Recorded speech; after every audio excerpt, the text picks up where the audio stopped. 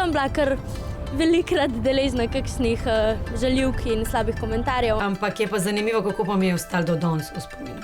Vse v zvezi z njim. Noro, ne? Verjetno je največja moč v tem, da o tem govorimo.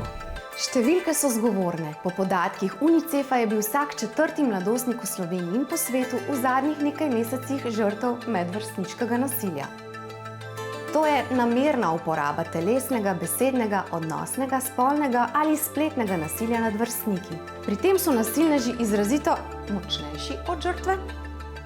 Naj bo po telesni moči, statusu, priljubljenosti ali potem, da jih je več v skupini.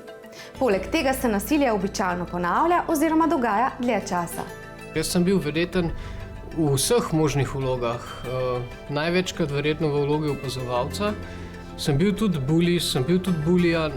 To se po mojem te hitro zgodi, se mi zdi. Ko sem šla na otroško Eurovizijo, ker sem imela vedno malo bolj blond obrvi, ko sem bila mlajša, takrat si še nisem delala make-upa in sem bila deležna raznih žaljivk in komentarjev, ko so me takrat malo prizadele. Kar je bilo v šoli, kdaj tu pa tam si je kaj tega bilo in vedno, če je prišlo do tega, sem bil ta, dajmo z besedami se da pogovoriti, se da zmeniti vse. Do ene mojega 10. leta me je en fantek, ki je bil isto velik kot jaz, isto drobčkan kot jaz, v bistvu prav maltretiral med vsakim odmorom. To šlo do te mere, da je on mene vsak odmor brcal, pljuval, cukal za lase in enkrat se recimo prav spomnim, da me je pljunil v obraz in meni je bilo to grozno in še danes vem ime in priimek tega fanta, ker sem polovico ostalih sošolcev že pozabila, njega še vedno vem in je še vedno tle v moji glavi in še vedno ne vem, zakaj se je mogel on do mene obnašati tako. Oblika in zaznavanje nasilja med vrstniki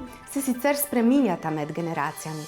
Raziskave kažejo, da danes med osnovnošolci prevladuje telesno in besedno nasilje, med mladostniki pa je več odnosnega in spletnega nasilja. Več kot je enih načinov, ki pač se lahko skrijejo ljudje za raznimi profilnimi slikami in pač imeni.